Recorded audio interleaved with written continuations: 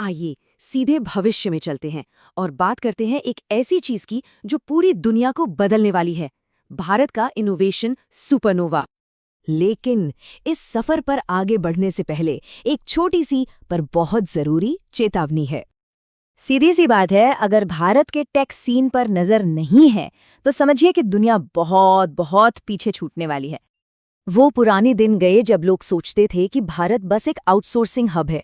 उस सोच को अब किनारे रख दीजिए, क्योंकि नई हकीकत, नई सच्चाई ये है कि भारत अब इनोवेशन का, आप कह सकते हैं पूरी दुनिया का नया सेंटर बन रहा है।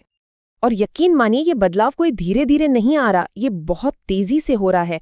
और 2030 आते आते कहानी सिर्फ सॉफ्टवेयर की नहीं रहेगी, बल्कि बहुत कुछ बदलने वाला है। तो यहीं से एंट्री होती है हमारे आज के टॉपिक की, द इनोवेशन सुपरनोवा। ये ग्लोबल टेक की दुनिया में एक बिल्कुल नए युग की शुरुआत है। तो सवाल उठता है, ये सुपरनोवा, ये धमाका आखिर होगा कहाँ?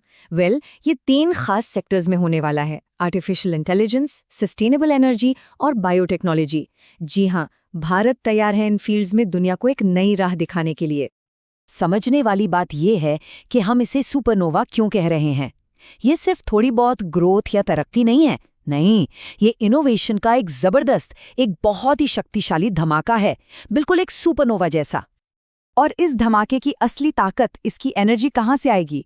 वो आएगी भारत के टैलेंट से, भारतीय दिमागों से।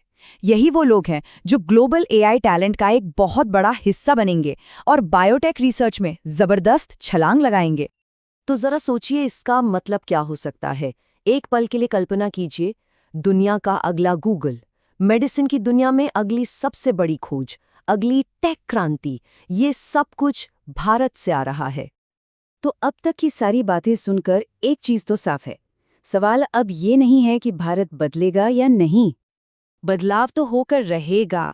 असली सवाल तो ये है, इस बदलाव का सामना करने के लिए हम कितने तैयार हैं।